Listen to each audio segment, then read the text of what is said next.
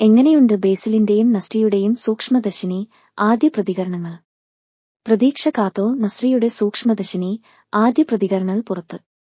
ബേസിൽ Joseph കഥാപാത്രമായി വന്ന ചിത്രമാണ് സൂക്ഷ്മദർശിനി. ചിത്രത്തിൽ നസ്രിയാണ് നായികയായി എത്തുന്നത്. സംവിധാനം നിർവഹിക്കുന്നത് MC-യാണ്. മികച്ച പ്രതികരണമാണ് ചിത്രത്തിന് ലഭിക്കുന്നതെന്നാണ് തിയേറ്റർ റിപ്പോർട്ടുകൾ. ആദ്യ പകുതി കണ്ടവർ ചിത്രത്തെക്കുറിച്ച് സാമൂഹ്യ മാധ്യമങ്ങളിൽ മികച്ച അഭിപ്രായങ്ങൾ എഴുതിയിരിക്കുകയാണ്. വളരെ കൗതുകരമാണ് ഒരു ചിത്രമാണ്. ഹിക്കോക്ക് ശൈലിയിലുള്ള നിഗൂഢതയാണ് ചിത്രത്തിൽ. നസ്രിയുടെയും ബേസിലിന്റെയും മികച്ച പ്രകടനങ്ങൾ എന്നും അഭിപ്രായമുണ്ട്. ഒരു അയൽപക്കത്ത് നടക്കുന്ന കഥയാണ് ചിത്രം എന്ന് നേരത്തെ നസ്രിയ വ്യക്തമാക്കിയിരുന്നു. ഞാൻ അവതരിപ്പിക്കുന്ന കഥാപാത്രം, ആ കഥാപാത്രത്തിന്റെ സുഹൃത്തുക്കൾ, അവരുടെ കുടുംബങ്ങൾ ഒക്കെയുള്ള ഒരിടം. വാട്സാപ്പ് ഗ്രൂപ്പ് ഒക്കെയുള്ള 2024-ലെ ഒരു അയൽപക്കം.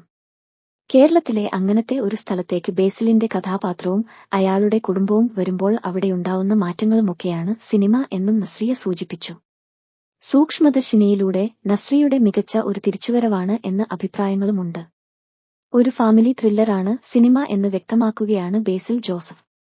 എന്നാൽ സാധാരണ ത്രില്ലർ സിനിമകളുടെ ഒരു സ്വഭാവമല്ല സത്യന് അന്തിക്കാട് സാറിന്റെ സിനിമകളുടെ രീതിയിലാണ് അതിന്റെ പോക്ക്. ആ രീതിയിലുള്ള ചുറ്റുവട്ടവും അയൽക്കാരുമൊക്കെയാണ് ചിത്രത്തിൽ, ബേസിൽ സൂചിപ്പിക്കുന്നു. ഒരു സത്യന് അന്തിക്കാട് ത്രില്ലർ എന്നാണ് ചിത്രീകരണത്തിനിടെ സൂക്ഷ്മദർശിനിയെക്കുറിച്ച് തങ്ങൾ പറയുമായിരുന്നതെന്നും നസ്രിയ വിശദീകരിക്കുന്നു. പ്രിയദർശിനി എന്നാണ് ചിത്രത്തിൽ നസ്രിയ അവതരിപ്പിക്കുന്ന കഥാപാത്രത്തിന്റെ പേര്.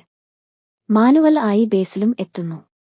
ഹാപ്പി അവേഴ്സ് എന്റർടൈൻമെന്റ്സിന്റെയും AVA പ്രൊഡക്ഷൻസിന്റെയും ബാനറുകളിൽ ആണ് നിർമ്മാണം. തിരക്കഥ ലിബിനും അതുലും ചേർന്നാണ്. സംഗീതം ഒരുക്കുന്നത് ക്രിസ്റ്റോ സേവ്യറാണ്.